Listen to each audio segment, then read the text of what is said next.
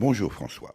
Voilà plus d'une semaine que les médias nous bassinent, vous allez comprendre la finesse du mot, avec les magasins inondés, les voitures bloquées sur les autoroutes, les élitreuillages et les évacuations en barque.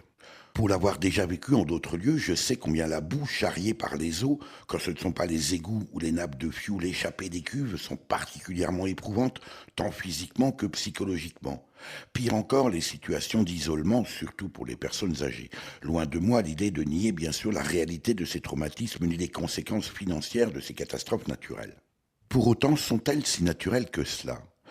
Combien de zones industrielles construites en zones inondables au mépris de la législation? Combien de petits cours d'eau calibrés, de mares comblées, de bosquets arrachés au nom du drainage, de l'augmentation des surfaces agricoles ou de la place nécessaire aux manœuvres des engins surdimensionnés? Certes, il y aura toujours des hygrosceptiques niant toute responsabilité de l'homme, comme il y a les climato-sceptiques. À cet égard, vous noterez, François, la plateforme climatefeedback.org, en traduction littérale Retour sur le climat, une initiative remarquable de l'Université de Californie à Merced, qui consiste à évaluer la crédibilité scientifique des informations relayées par les médias anglo-saxons en matière de changement climatique. Autant dire que les climato-sceptiques en prennent pour leur grade. En attendant, la loi du 16 décembre 1964 a bien fait de créer en France métropolitaine 6 agences de l'eau chargées de la gestion de cette ressource capitale s'il en est, dont les territoires de compétence correspondent aux grands bassins hydrographiques. Une approche qui consiste à mettre en cohérence, le fait est suffisamment rare pour être souligné, l'action administrative avec les réalités naturelles.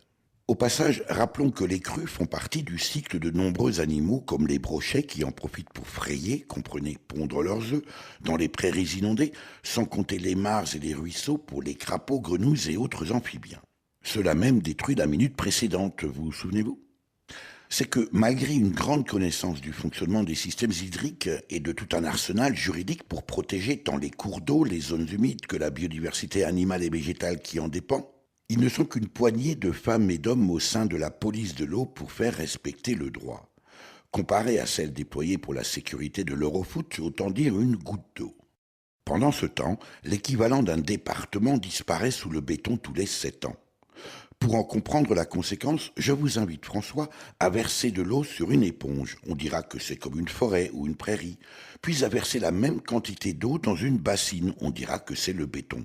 Alors, où va l'eau?